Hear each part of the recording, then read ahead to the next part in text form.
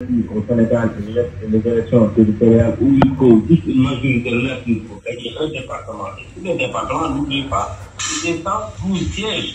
C'est important. Donc ça veut dire que même si vous gagnez 12 fois, vous remportez. Et c'est facile pour le parti au pouvoir de remporter quelques mois après, en tout cas, l'élection du président. Donc j'avoue que ce n'est pas tellement une surprise pour moi. Et j'avoue que j'en avais discuté avec certains, je l'avais dit.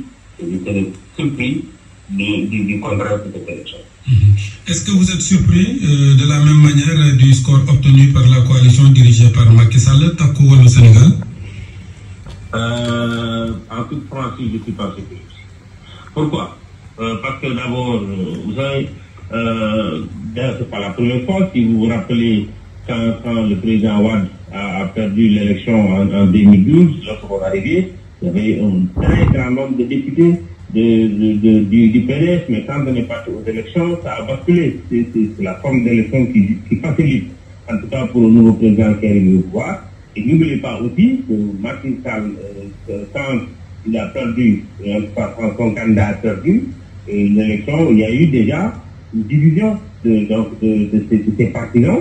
Diamant Ndiaye est de là. Tous les gens qui étaient avec Diamant Ndiaye, pour l'essentiel, étaient avec le plan de Macky Sall auparavant. Donc, sa coalition a été divisée. Maintenant, si vous ajoutez à ça toutes les défections qu'il y a eu, naturellement, je ne sais pas très difficile de résultats. On verra peut-être lundi quelles sont les projections de députés. Je m'attendais à ce que Macky Sall gagne la région de Matam, c'est clair. Je n'ai pas surpris. Je ne sais pas, je n'ai pas suivi peut-être une heure à peu près comment évolue Podor. Et je m'attendais à tous les cas à ce qu'il gagne Matam, et peut-être Podor, je ne sais pas, c'était pas. Oui, Podor, on ne peut pas dire pour le moment, il a remporté, je pense, Fatick et les 3 départements de la région de Matam. Mais à Kaffrine, à Touba plutôt, aujourd'hui, on a vu qu'il y a eu un raz-de-marée, on peut l'appeler comme ça. Et beaucoup se basaient sur les propos de Cheikh Omar Diagne et ceux de Cheikh Thioro Mbacké pour penser que ça allait baisser ce score-là, mais finalement non. Bon, en vérité, les propos de Cheikh Omar Diagne, c'était des propos qui n'étaient pas nés après son présidentiel, c'était bien avant. Je disais tout à l'heure en Europe, c'était bien avant l'élection présidentielle.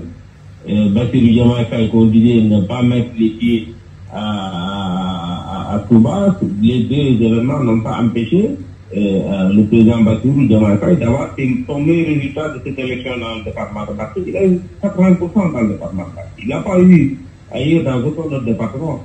Donc c'est à Mbacké qu'il a eu le maximum.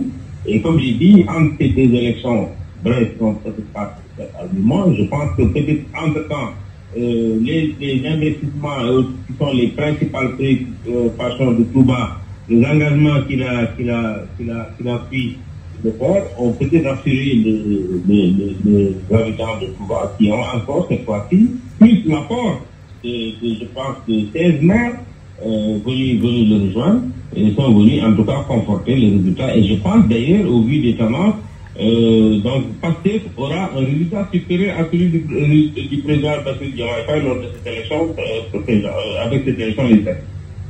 Alors, l'une des informations de cette soirée, l'un des candidats qui a eu une excellente soirée, on ne sait pas pour le moment s'il va avoir un siège ou pas à l'Assemblée nationale, mais c'est Tahirou Sarr.